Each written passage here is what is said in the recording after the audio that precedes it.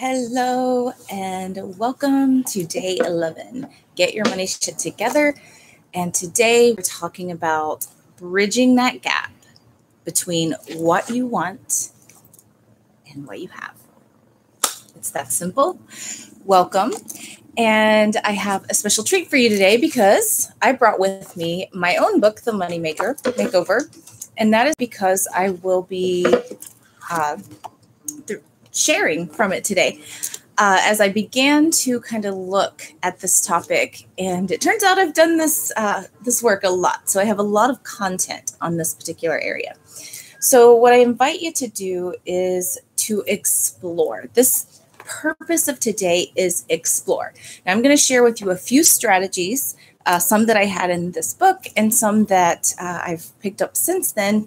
And what I really want from this in letting it be, exploring what is, connecting with what's true for you.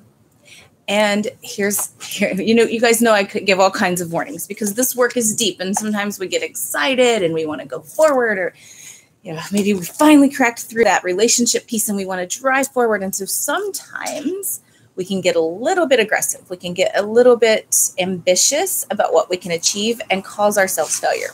So you might even notice that from this, this 30-day challenge. It's a lot. So for some of you, you're doing this boot camp style, and just like a focused 90-day or 30-day fitness regime, you're doing your money. This is your 30 days of money, and you're in it. And some of you, you're like, oh my God, every single day there's more.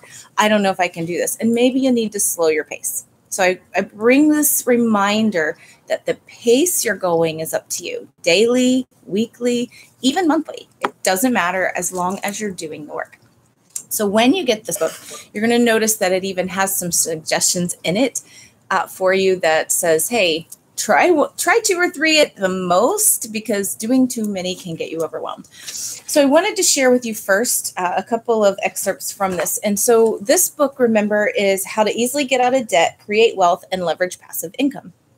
And I mentioned before that I have since then upgraded that to talk more about residual income versus passive for the purpose of most income requires some sense of our interaction or our managing of that fund, that source of funds. But in this, I go through a few strategies, and what I wanted to share with you, the strategies are given to you in the context of, hey, I have excess debt. I want to eliminate that debt. What do I do? However, the principles can be used. And so some of you, you're sitting here like, she's not talking a lot about debt. That's what I need help with. But here's what I want you to understand. Debt is a symptom. Debt is what we use in order to get a lifestyle that we want when we haven't created that yet, right? Now, sometimes that's called leverage because we're using other people's money to create something that's going to add value in some way, increase the value through appreciation of the asset. That's what we're seeing in the stock market. Usually right now when we see those fluctuations, the only thing that concerns is the total value of your portfolio, therefore the appreciation of your total asset value. Unless you're going to cash that in, it really doesn't mean anything as it goes up and down. It just is a number on paper until you're ready to cash it in. However, sometimes you invest. And so I'm going to start with this one because a lot of people ask about investments even before they're ready. So a lot of times when you start to get into the market, here's what I want you to understand. There are 2 things you're going for when you're adding value, when you're bringing more to your life. One is an appreciation of value, as I discussed, and the other is income. So if you're going to buy stocks and your intention was to create residual or if you buy stocks, it is passive income. And so you wanted to create some passive income for yourself. Now, if you go out and you buy Tesla, for example, you're not creating passive income for yourself right now. Let me tell you why. And I say this because I have Tesla. I chose Tesla because I believe in the values of the company and the sustainability that Elon Musk is about. And quite frankly, I would invest in anything that he starts because of the way he thinks. And so I invest in people and what's happening in an organization. However, if I was looking for that particular investment to offer me income, Tesla's not a good choice. And I'll tell you why. Tesla is a growth stock. So stocks that are growing, that are adding value, and it's essentially, it comes down to they're reinvesting back into the company, right? So these are those early and those growth stocks.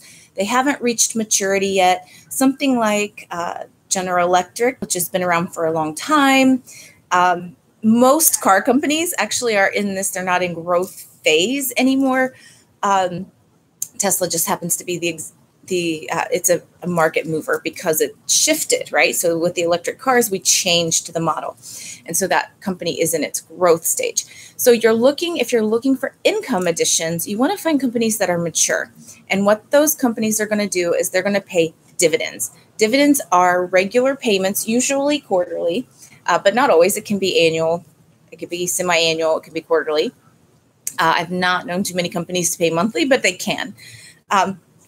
That's kind of complicated for their paperwork. So you're going to receive dividends. That is a payment in excess. So when you buy stock, you are the owner of a company and now a partial owner. And so as partial owner, when the company earns income, profit, you get a piece of that.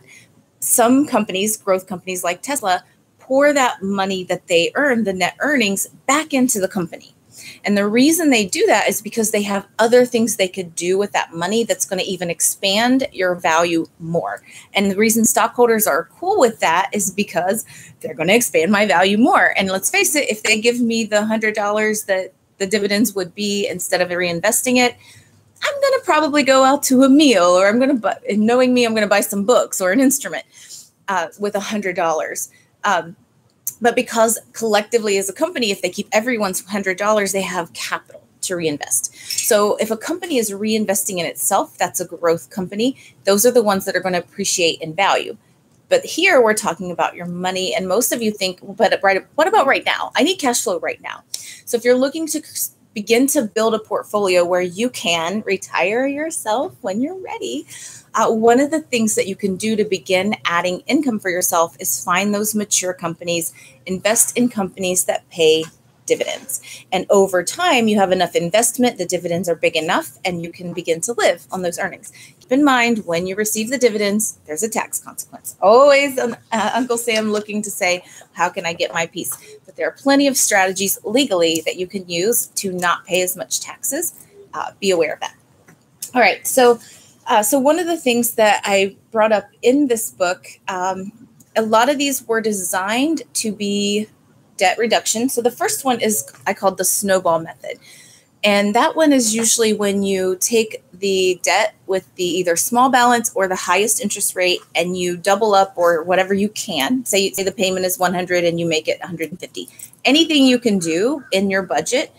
And the more you do, the faster you're going to reach goal. Then you add that. So let's say we double up and we make that $100 payment now $200. We're going to pay it off more than twice as fast because we're doubling it and we're not paying interest on that excess because we're paying it off faster. So we pay it off more than twice as fast. Then we take the $200 that's free cash flow in our budget now because we no longer have that bill, and we put that $200 toward the next bill. And say the next bill was $150 normally. A lot of people will try to pay a little extra here and a little extra there on their bills. That's great to do. But if you focus and concentrate your energy on knocking out one at a time, it's going to go faster. And so now you have the $150 that you were already paying plus the $200 that you freed. Now you're paying $350 a month on that next piece. And you just keep doing that. So then when that is paid off, you take the $350, you add it to the next one. You're going to find that it becomes really, really fast that you start paying off. Now, what does that have to do with earning income? So I have a surprise for you. So here's what's really cool. You can take that same concept, and as you reduce expenses, obviously it is going to add more income into your life, but you could take that same principle. And so now you save the $100, but you have an extra $100 you save. So if you don't have debt, you could start saving extra. And then as your income grows in this case, because you're not eliminating payments, you don't have the actual snowball method, but you can just start then adding to that every single time. Maybe you have other things that are getting paid off, or over time they're paying off. Maybe you had some student loans. I never recommend anybody to pay their student loans off early unless you got them recently, because the interest rates have been terrible in the last decade. But when I got my student loans, I have no desire to pay them off early. There are lots of concessions. I'm kind of rolling them forward like Jesus, like, hey, Jesus came and saved the sins supposedly of the Jews. They pushed their sins forward until Jesus came, and then they're still waiting on the Messiah and all the things. You can study religion for another time. But in my philosophy, student loans will eventually maybe be forgiven. So I'm not rushing to pay those suckers because you never know. I just one of these days they may forgive them. And the reason I do that, and I'll tell you why. You don't want to do something like that if your interest rate is 8, 9, 10% on those student loans. My interest rates are 2% and 4% on these student loans. I can go to a market and get more than 2 or 4%. That's why I don't pay extra on my student loans. And that's why every time I have the chance with the COVID, I had the income to pay them, but they said you don't have to, and the interest rate is 0. I'm like, bet. So find what works for you, but pay attention to those interest rates because you don't want to spend a lot of extra money trying to get out of debt from something when, say, if you were spending 4% on that and over here you can get 8%, you're actually getting a free 4% by choosing to invest. Now, keep in mind, there's always risk, and risk is a conversation perhaps for another day, but you want to get clear what your level of risk and what your comfort level of risk is. And there's no trick to it. You feel it. Ooh, I could lose this. What the chances of me losing this? If you bought some coin and then you watched it go up and down and you freaked out and panicked and you sold on the down, you're not a high risk tolerance person. You've got to be able to ride that wave. And one more thing, guys, this is totally not exactly related to bridging the gap, but kind of. When you buy, because and we're going to talk a whole lot about coin and you're going to hear this again. But when you buy, first of all, you make your money on the buy. If you buy well, you made money just by holding it to the right point. But when you buy, if something decreases after the fact and no fundamental shifts have happened, so the company didn't go bankrupt or nothing really fundamentally changed, just some stuff in the market, and then the stock goes down or your value goes down, never, ever, ever, ever, ever sell there. Unless, like I said, some fundamental change and it's going to continue to drop and tank and not come back. But most of the time it's remember, I'm a behavioral economist. Like the way people behave and the things they're thinking and what they're expecting is what usually drives markets. So be aware when you're looking to take the money that you have and start to bridge your gap, that the worst thing to do is to buy on a trend and sell when it drops, because then you're losing everything. And that's what actually the people with all the money are banking on you doing, because they don't need that cash. They're growing their portfolios. So they're banking on you doing that because that's when they win. They sold it to you at the high price and they're going to buy it back from you at the low price. Don't be that person. There's a book called How Money Works. Really good book. Illustrated, totally fun. I'm connected with the author and did their speaker training, who wrote the book. But How Money Works, it's illustrated and it's called Don't Be a Sucker. And at the end of the day, if you're buying high and then panicking and selling low, you're being the sucker. Don't do that. Don't be the sucker. Take care of your money. If it drops and you're panicking, if you're that person, don't even look at it. Just buy and let it sit there. And when you're ready to know, go look.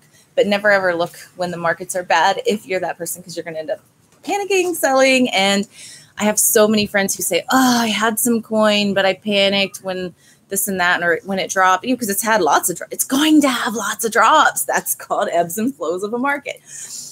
So first thing in bridging the gap is get smart about where you put your money, because you could work really, really hard for that money and then follow the wrong side of that plan and lose it quickly. Or you can work for your money, right? Hard or not. And you can put it in and do it right, meaning not panic sell, and that money will work for you. I have tripled the amount of money that I put in coin just by being, and guys, I've rode some lows. I rode some lows. And the one time that I got a little nervous during elections and pulled all my money out of coin for just a second, just to see, it shot up. So I realized, the elections had me beyond my risk level. Now, keep in mind, when that happened, I didn't have my full plan figured out yet, and I wasn't willing to lose that money. So the other thing is, be aware of how important that money is to you, because don't put money that you can't afford to lose in a place where it could potentially drop.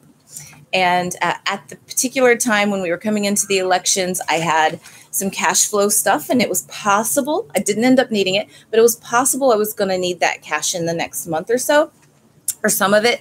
So that's why I said, oh, I don't want to ride the election and need the money on the other side of a low. So I pulled it out. But scared money always loses. And so I missed some opportunities there.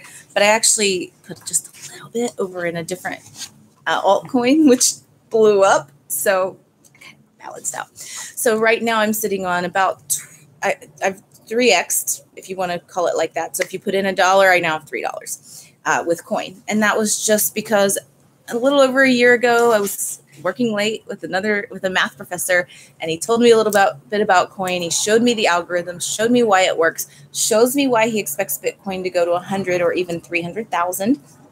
I don't have a lot of Bitcoin. I buy more of the other coins. I have a higher risk tolerance, and they have at 60,000, it takes a lot of movement to get your money to grow. So I like those other altcoins where I can get in whole coins and watch them grow. A little more risk, right? So know your risk tolerance when you're bridging this gap as well. The next strategy in here talks about weighing it against your goals. One of the best ways to bridge the gap in your life is to pay attention to where your money goes. Where is it spending? What are you doing with it? And then every time you're going to use your money out into the world, pay attention. Well, how does that match the goals that I have? Is this contributing to the life goals I have, or is it taking away from them? I remember going in a store once, and guys, I'm a sucker for jackets. I love jackets. I live in Florida and I love jackets. I just love jackets. And I remember I actually lived in Ohio at the time too. So I had all the excuses to have all the cool jackets. And I remember I was looking to get out of debt. I had this focus. I was a brand new single mom, had a job, had used some debt to kind of bridge the gap between divorce and having my own job. And at the time I had a $50,000 salary and a $36,000 debt. And we're talking about $36,000 of commercial debt where, like I lived on it. I used my credit card to feed my kids for about a year. So I had about $36,000 that I had racked up in credit card and lines of credit debt, and that was uncomfortable for me. So every time I would go out to the store, first of all, I started avoiding the malls, but when I needed to go, or if I just worked and needed a break, and sometimes I was working in a small town, so I would go to the mall because that's what there is.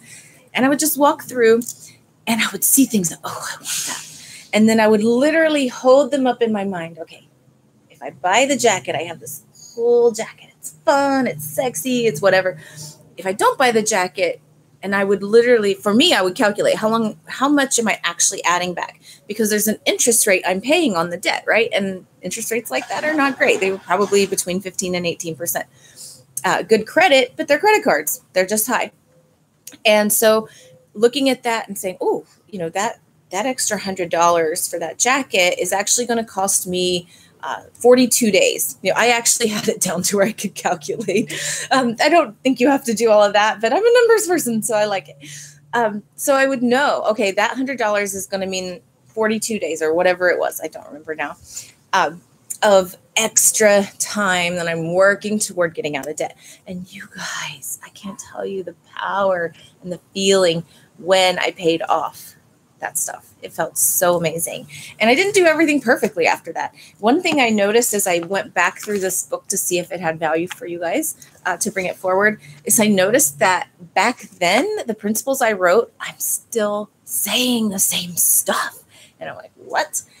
I'm still saying the same stuff. And I went through a crash. Remember, guys, I put all my passion into a business and I crashed it. And my retirement savings into a business as well. So how I'm retired 5 years later is amazing. It's just part of the process and understanding how money works and being able to make those recoveries. And by the way, I'm not retiring because I'm touching my coin. The coin is still waiting for me for emergencies or opportunities. I think I told you guys about opportunity funds. If I haven't, I will be. So think about the goals that you have and what is it that those goals can bring into your life. And then the next one is pay it back twice. So this one, again, if you're in the debt reduction phase, then you would just, everything you spend on frivolous spending, you pay, like say I use my credit card and I spent $100 today on I don't know, an instrument or something, because that's what I spend my money on is music. So, okay, cool. When I go to make that payment to the credit card, I'm going to pay the $100 plus another $100. I call that paying it back twice. Now, you could do the same thing with savings if you don't have debt. So when you buy an instrument, you could match it. So, okay, I'm sorry, when you spend your $100, notice I love music. So you buy your instrument or your thing and it's $100 and you're like, okay, cool. But you're going to pretend it costs $200, because if it's that worth it to you and you really liked it, wouldn't you pay double, right? And if you wouldn't pay double, think twice about whether it's worth it. And so then you look at it and say, okay, $100 toward the thing, $100 I'm going to save.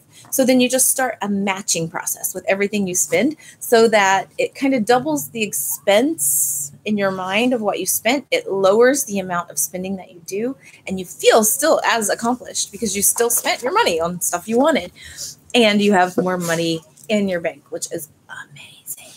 Let me never forget to remind you to take the monies that you're saving for different goals. We're going to talk about goals and strategies tomorrow, I think. So when you're looking at this and when you're saving for your goals, set aside those funds in a place that's not easy for you to spend.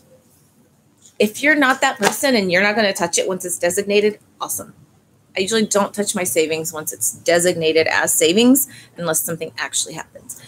So I can keep mine accessible. But if you know you're going to transfer from savings to checking and just keep going, then put that over in an account that you have to drive to deal with it. Like, or you have to have, a 3-day waiting period or something that makes it super inconvenient to use the money once you've saved it. That way, when you're ready to go invest it, you'll do that process to go get the money to get it to invest. And it's worth waiting. And that also gives you always that thinking time. Not every investment that comes across your desk is going to be a good one. So another one, you could do some refinancing. This one specifically to debt. I don't think that this would help as much in the accumulation in terms of refinancing, but it could. If you lower your interest rates through refinancing, we're in a season right now when the interest rates are at an all-time low. Might be a good time to refinance your debt, which immediately puts extra money in your pocket, right? If that works for you and it lowers your interest rate, that's extra money in your pocket. It moves you more towards your goal. It could be lots of things. And then also I have a few strategies about things to think about. So one of those is think about social pressures. Where are you placing on yourself social pressures to do? To be honest, right now I'm feeling a lot of social pressure. It's my own social pressure, but it is social pressure to go to all the fitness classes because all my friends here are fitness people and I want to do all of their stuff, and fitness is my focus right now. So I just want to do them all. And so I have to stop and go, okay, finish the Ice Club, Crystal. When you finish the Ice Club, then you can join the next fitness group. And so pay attention to where you're having pressures from internal or external for keeping up, right? And because fitness is my focus now, I'm putting my own pressure, like I want to do that class and I want to do that class and I want to do that class and I want to do all the classes that all my friends are doing because they sound awesome. So find a way to tamper that and just, okay, it's okay. You will get to them all and you have this whole life. Do what it fits right now. So let go of any social pressures for competing or completing. So then I have, maybe it's just this one. And this one, again, comes with a warning. Do this for a season. Do this for a time. Like set a time limit, set a season, set a goal, a number amount you're going for, and do this. And this is to work a little extra every week. So sometimes when we have a big goal or we have something we're working toward, it's okay to dive a little deeper, work a little harder. Now, you guys know I'm a big proponent of play. Don't work so much that you forget to play. Like that's critical to enjoy it. You got to have time to enjoy your money, guys, or you're never going to get a relationship with it. However, if you begin to allow yourself to say, okay, I'm going after this. Maybe you're going to buy a house and you want to save, or maybe you have another goal. Maybe you're going to buy something small like a paddleboard and you just need to create extra income in your life in order to make that happen. Or you have a cash goal. Like I can do X when I have this much cash. I had a cash goal when I had that much cash based on the base level of income I already have, plus an amount of cash that keeps me safe for an amount of time. Then I was ready to say, okay, I don't need to work a full-time job anymore. And I let that go from my life. I'm creating more than ever. I highly recommend the white space. I'm going to keep saying that because this is changing everything for me. My life is so awesome. But pay attention to that. So for a season, you might dive a little deeper. You might dig a little deeper, work a little extra, do some extra gigs. If you have some trade or some gift, offer that. Help other people. Teach other people how to do your gift. We've been playing and toying with the idea of me opening publicly my Akashic record readings. I've been doing them for about 10 years. And I've never really done them publicly, only for friends and a couple of times by referral. And I've never announced or said. Now that we're in the income phase, and I'm like, I could allow that, but this is a sacred and special gift to me. So for me, that particular level of income is about making sure that I feel ready to actually open that gift to the world in a public sense. It's been a very private, a very sacred event that I do with friends only. What would it take? What is that thing burning inside of you that's like, hey, I want to show myself to the world. And are you ready to show it? And I'm pretty sure it's coming soon, or I wouldn't be sharing this openly here. So it's happening. But when the time is right and I'm ready, then that will be another opening in my life where money can flow. Remember the multiple streams of income. Invite money to come many ways. And so that's a piece of it. When you're looking to bridge the gap from where you are to where you're going, you want to know how much income do I need? What's the base income I need? And what is the amount of cash I need to secure or to make me feel good about that as well? And then to do all of that, the tracking you've already done, the expenses you've already done, that comes in handy because it makes it, you see guys, how I told you it's not a budget, it's a tool to create power in your life because now you're aware. Now you have all the information and you can decide. And it's okay if you choose to spend and to just not take care of your money. That's okay. That's okay. But at least you know. And you're not blindly not taking care of your money where you'll be shocked one day. You're just not really taking care of it right now so that you know in the back of your mind, okay, at some point I'm going to have to get this together because I can't keep earning more and more and more money. So I'm going to have to get this under control. And it happens, right? It will happen naturally if you stay in the work.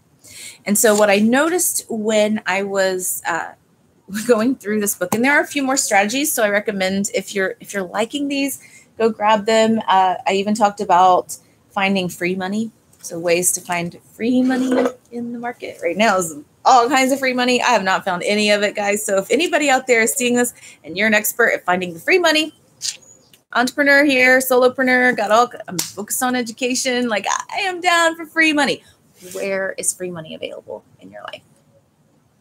So let's talk just 5 more minutes maybe. And I want to give you an invitation.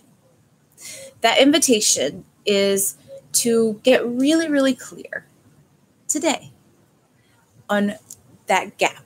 Yesterday, we talked about assessing it, looking at those numbers. Where am I and where do I want to be?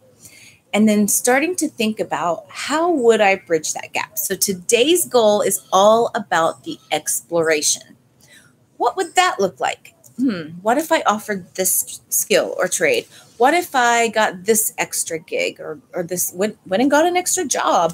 Or what if I launched a business? Or what if what does that look like? Maybe education is what you're looking for. And you're saying, well, how am I going to fund my education?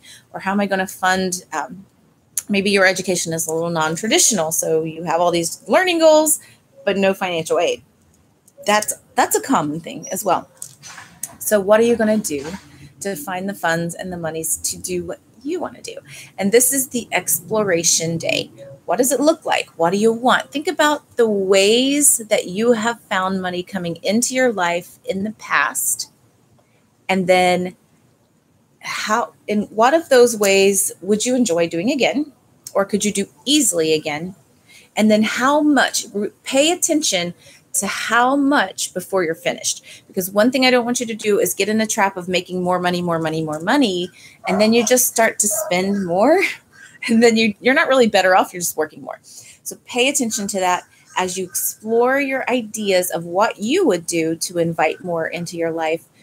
What's that sustainable amount? What are the What is it that you're really trying to do with bringing that extra income? And how, this is important, how will you know that you have achieved the goal?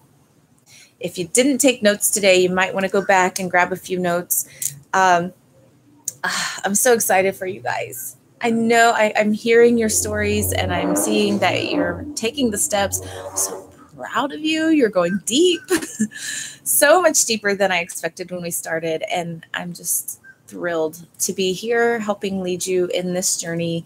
And I love sharing what I've been blessed to know and blessed to focus on in my life and understand. So until next time, I will see you tomorrow. We are going to talk about goals and strategies. Bring your notebooks tomorrow. We're going to start breaking things down a little bit into what you're doing, what you want to do, and exactly how you're going to do it. See you tomorrow. Enjoy your day. Day 11, guys. Good job.